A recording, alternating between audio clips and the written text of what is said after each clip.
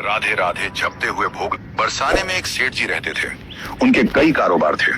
3 बेटे और 3 बहुएं थीं। सभी आज्ञाकारी और संस्कारी थे। घर में धन संपत्ति की कोई कमी नहीं थी, लेकिन सेठ जी के मन में एक कमी हमेशा खलती थी। उन्हें कोई बेटी नहीं थी। यही अभाव उनके मन को भीतर ही भीतर कचोटता था। एक दिन किसी संत के दर्शन का सौभाग्य प्राप्त हुआ। सेठ जी ने जब अपने मन की बात संत से कही तो संत मुस्कुराकर बोले, मन में जो अभाव हो उस पर भगवान का भाव स्थापित कर लो। यदि पुत्री की कमी है तो राधा रानी को अपनी बेटी मान लो। सेठ जी को यह बात हृदय में लग गई। उन्होंने राधा रानी का एक सुंदर चित्र मंगवाया और अपने घर में उसे इस भाव से स्थापित किया जैसे कोई पिता अपनी बेटी का स्वागत करता है। वे रोज सुबह उठते, चित्र को प्रणाम करते, राधे राधे जपते हुए भोग लगाते और जब रात को दुकान से लौटते तो फिर उसी भक्ति और स्नेह से राधे राधे कहते हुए सो जाते। घर में सब कुछ था। 3 बेटे, 3 बहुएं, सुख सुविधाओं से भरा घर, धन धान्य, वैभव, सब कुछ था। लेकिन अब राधा रानी के आने से उनका मन भी तृप्त हो गया था। एक दिन की बात है, एक मणिहारिन सेठ जी के घर आई। वह चूड़ियां पहनाने का काम करती थी और बोली, सेठानी को चूड़ियां पहनानी है। तीनों बहुएं बारी बारी से आईं और चूड़ियां पहनकर चली गईं। तभी एक और हाथ बढ़ा।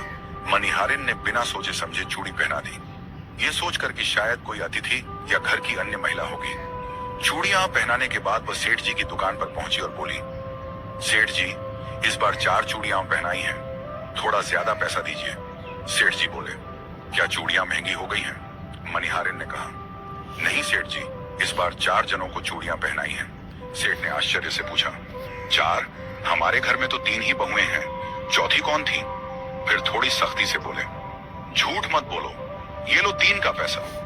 मणिहारिन बेचारी चुपचाप पैसे लेकर चली गई। सेठ जी के मन में यह बात अटक गई। उन्होंने घर जाकर बहुओं से पूछा, बेटियों, आज चूड़ियां पहनने कौन कौन आई थी? सभी बहुएं बोली, हम तीनों ही गई थी और कोई नहीं। उस रात सेठ जी सोए तो राधा रानी को स्मरण करते हुए सो गए। स्वप्न में राधा जी प्रकट हुई। उन्होंने देखा कि राधा जी के नेत्रों में नमी है, चेहरा भावुक है। सेठ जी बोले, बेटी, तू इतनी उदास क्यों है?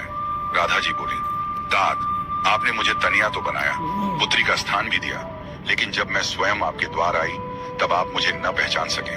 मैंने भी आज चूड़ियां पहनी थी, पर आपने मणिहारिन को मेरे नाम की कीमत न दी। 3 बहुओं की तो याद रही, पर बेटी की नहीं।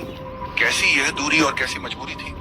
आज मैं भी आई थी, लेकिन आपने मुझे भूल गए। यह सुनकर सेठ जी की नींद टूट गई, लेकिन हृदय विदीर्ण हो गया। वह रात उन्होंने अश्रुओं में बिताई। प्रातः होते ही वे स्नान ध्यान करके सीधे मणिहारिन के घर पहुंच गए। मणिहारिन सेठ जी को देखकर चकित रह गई। सेठ जी की आंखों में आंसू थे। वे बोले, मणिहारिन, आज तू सबसे धन्य है।